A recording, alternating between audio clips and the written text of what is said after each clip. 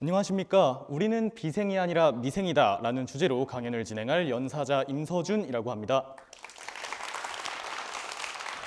본격적인 연사를 시작하기에 앞서 저는 여러분께 한 가지 질문을 드리고자 합니다. 여러분께서는 미생이라는 단어를 들어보신 적이 있나요?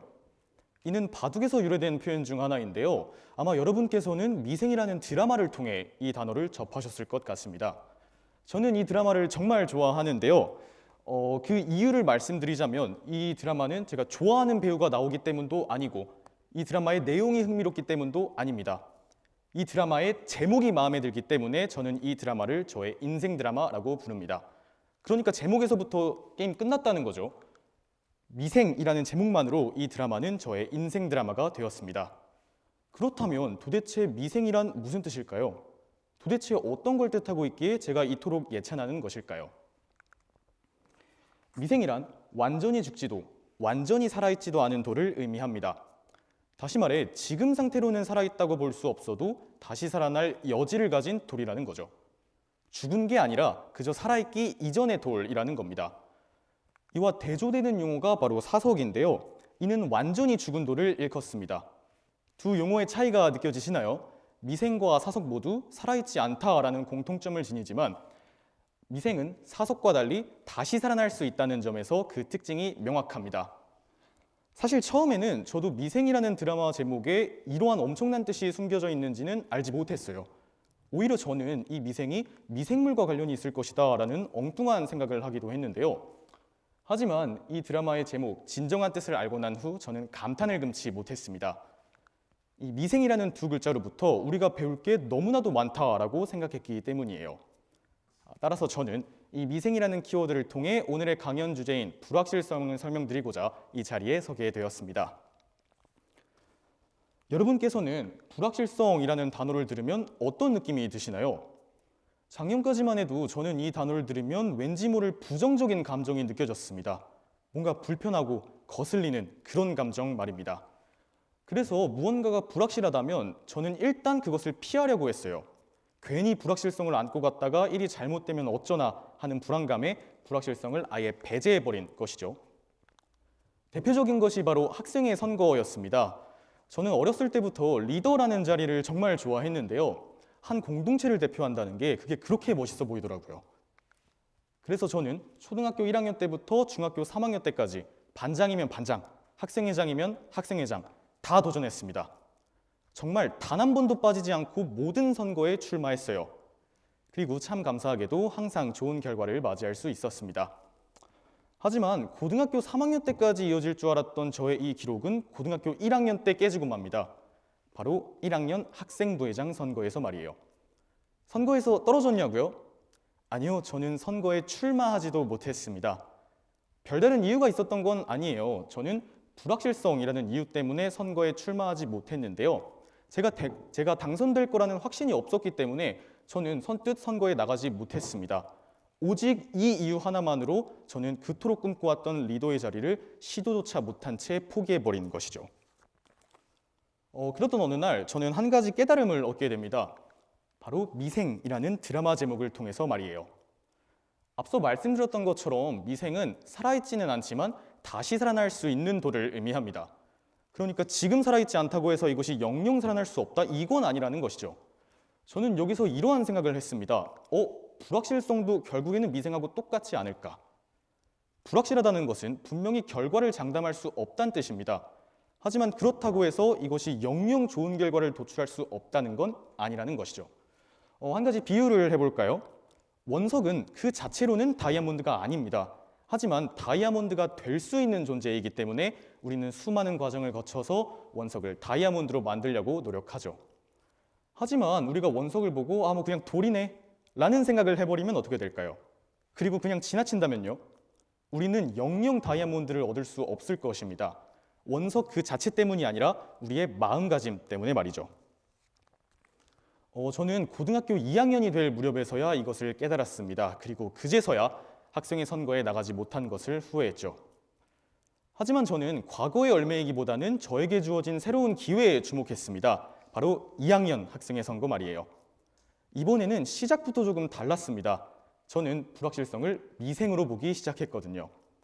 불확실성을 안 되는 게 아니라 그저 되기 이전의 상태로 바라봤다는 겁니다. 이렇게 생각하니까 선거에 출마하지 않을 이유가 전혀 없더라고요. 그래서 저는 한치의 망설임도 없이 선거에 출마하기로 마음먹었습니다. 선거에 출마한다면 저는 당연히 당선될 수도 있고 떨어질 수도 있지만 선거에 출마하지 않는다면 어떠한 경우에서도 저는 당선될 수 없다는 걸 알고 있었기 때문이에요. 그리고 다들 알고 계시는 것처럼 저는 당선이라는 감사한 결과를 맞이할 수 있었습니다. 이 이야기를 통해 제가 말하고자 하는 것은 미생을 살아있지 않은 돌이 아니라 살아있기 이전의 돌로 바라보자는 거예요. 물론 미생이 사석으로 끝나는 경우도 있겠죠. 불확실성에 도전했다가 실패로 끝나는 경우도 분명히 있을 겁니다. 하지만 그렇다고 해서 미생을 사석으로 바라보게 되면 그 돌은 무슨 수를 써도 살아날 수 없어요. 진짜 그냥 사석이 되어버리는 거죠. 저는 이 단순한 바둑 개념에 우리의 인생 교훈이 담겨 있다고 생각합니다. 흔히들 이러한 불확실성을 줄여나가는 것이 성공을 향한 길이라고 생각하곤 하죠. 애매한 건 없애고 변수는 지우고 위험한 건 피해야 비로소 성공할 수 있다는 믿음이 우리 마음속에 자리 잡고 있을 것입니다. 하지만 제가 이 자리에 선 이유는 이러한 믿음을 한번 제대로 흔들어 보기 위해서인데요. 저는 불확실성을 배제하는 것이 성공을 향한 길이 아니라 오히려 성공을 막는 지름길이라고 생각합니다. 오히려 불확실성은 가능성의 또 다른 이름이 아닐까요? 어쩌면 우리들이 불확실하다고 생각하는 것은 우리가 꿈꿔왔던 모든 것이 실현될 가능성일 수도 있습니다. 그렇기 때문에 제가 말하고자 하는 것은 불확실성을 이유로 우리의 가능성을, 우리의 성공을 스스로 제한하지 말자는 거예요. 마음먹기에 따라 그리고 세상을 바라보는 방식에 따라 여러분께서는 꿈꿔왔던 모든 것을 이뤄내실 수 있습니다. 제가 첫 슬라이드에서 이야기했던 것처럼 우리는 비생, 살아있지 않은 상태가 아니라 미생, 살아있기 이전의 상태일 뿐이니까요. 이상으로 발표 마치겠습니다. 감사합니다.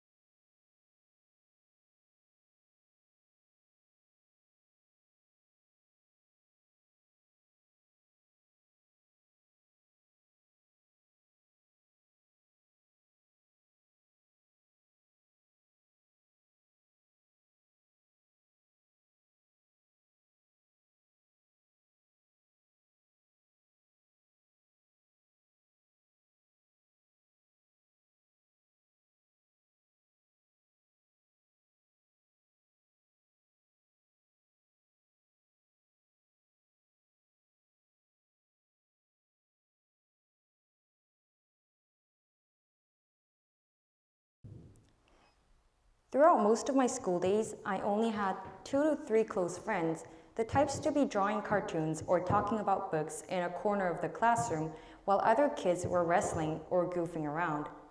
And frankly, I was a little jealous of the most popular girl in class. Okay, not a little, a lot. I wondered why I couldn't joke and laugh with the cool crowd when it seemed like no effort at all to the cool girl. So in the hopes that copying her habits would make me more popular, I did exactly that.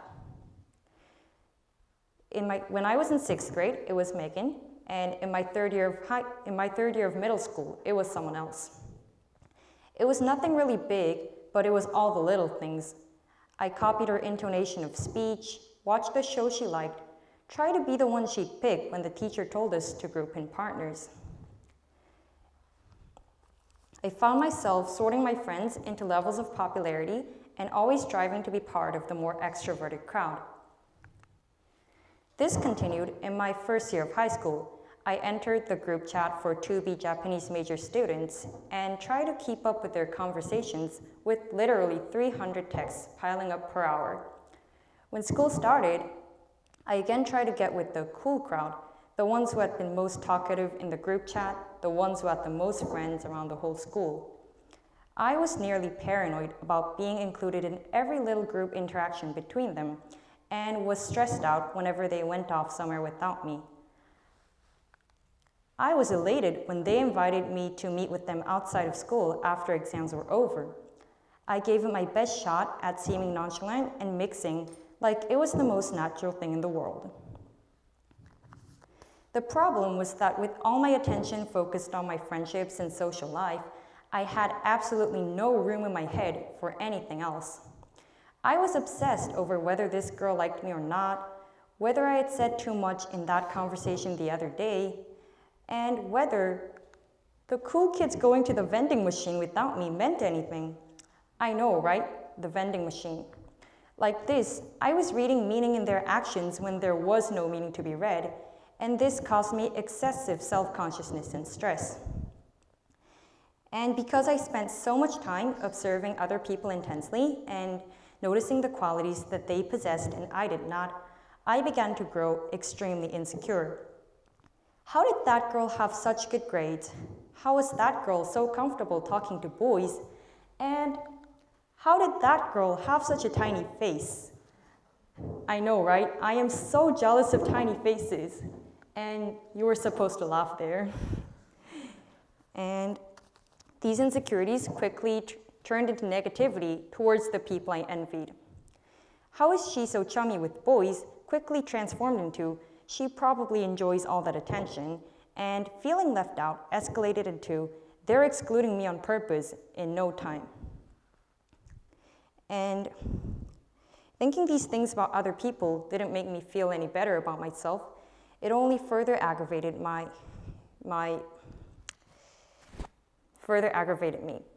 And what's more, being this way all the time made it impossible for me to focus on my schoolwork. Who could focus on a homework assignment when you thought your friends were ditching you?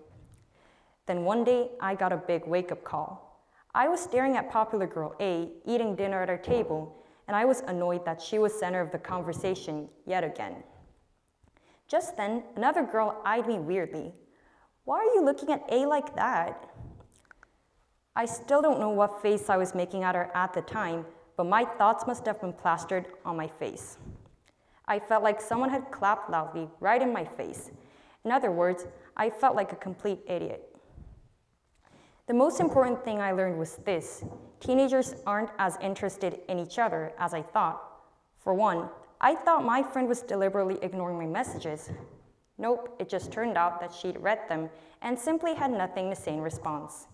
Which leads to another conclusion. Unless you did someone a seriously nasty turn, that remark they made the other day probably doesn't mean anything at all. In fact, most of the time, people mean nothing by what they say or do. And last but not least, I learned that you have to put yourself first. Being on an emotional roller coaster is a draining experience, and prioritizing the needs of other people in this condition is the equivalent of chipping away slowly at your mental health. You won't know until it's too late. Integrating these life lessons helped me accept and appreciate myself better. The friend groups I thought were so important simply shifted as the year changed, and I learned that the perfect girls I had so admired also harbored their own hardships and worries. And I learned that people weren't going out of their way to offend me, Well, except for a select few. I stopped trying to fit in with the popular kids, and ironically, it became easier to interact with them once I wasn't trying to be one of them. Don't get me wrong though, I don't want to come off like I've completely matured and overcome all of my insecurities. Trust me, I still get jealous when I see girls with small faces. But now, whenever I get these thoughts, I just go up to them and tell them outright, "Wow, you look really pretty today." And when I look in the mirror in the morning and I'm unsatisfied with how I look, I just glance one more time, shrug, and say, who cares? And surprisingly, no one notices that anything is different. Since I quit trying to be someone that I'm not, I've been able to focus better on the areas of my life that are more important to me. And if nothing, my journey in Mitchell has led me to this conclusion, this paradoxical conclusion. To be able to not care, you first have to come to terms with the fact that you do care a lot. So acknowledge your insecurities and accept them as a part of you. Admit your jealousy. Only by confronting your darkest thoughts can you begin to overcome them. There's a scene in the book that left a strong impression on me. An old man always loses to his wife at a game called Scrabble, in which you have to cross and connect letter tiles to create words. Their grandson asked his grandma how come she always manages to win, and she answers him that while his grandpa's always collecting his letters and looking to make long, grand, fancy words to win, she simply plays the cards she gets. Reflecting on it, I believe that pretty much sums up how you navigate life. Take stock of what you have and make use of your cards. They might not be the best, but then again, nobody's got it that good. Thanks for listening.